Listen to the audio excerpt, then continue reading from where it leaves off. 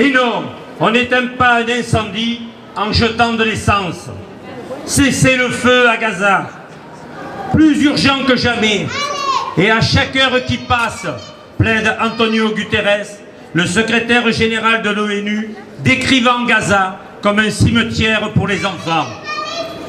Ce qui se passe réellement en Palestine, c'est le massacre de tout un peuple, encerclé, affamé, sans eau, bombardé sans interruption, de jour comme de nuit. Plus de 10 000 tués, hommes, femmes, enfants. Le droit de se défendre d'Israël devient dans les faits un droit à massacrer. Le gouvernement israélien veut chasser les Palestiniens de Gaza. En Cisjordanie occupée, la population palestinienne est soumise à des violences aveugles de l'armée israélienne.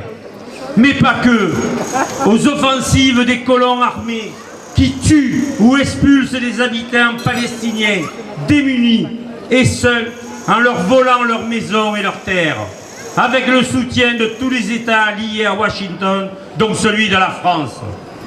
Nous ne pouvons pas accepter le massacre des populations civiles, palestiniennes et israéliennes, victimes de crimes de guerre. Chaque vie compte. De très nombreuses personnalités juives dans le monde s'élèvent contre ces exactions et ces crimes commis en leur nom, comme le fait l'Union juive française pour la paix. Face à l'intensification des bombardements sur Gaza, nous n'avons pas d'autre choix que d'intensifier nos mobilisations citoyennes pour la paix. Seule la mobilisation massive contraindra Macron et les gouvernements qui soutiennent Israël à répondre aux exigences des peuples. Cessez le feu immédiat des otages et des prisonniers politiques. Arrêt des déplacements forcés de la population de Gaza et en Cisjordanie occupée. Levée immédiate du blocus de Gaza et retrait de l'armée israélienne. Protection du peuple palestinien à Gaza et en Cisjordanie par une force interposition de l'ONU.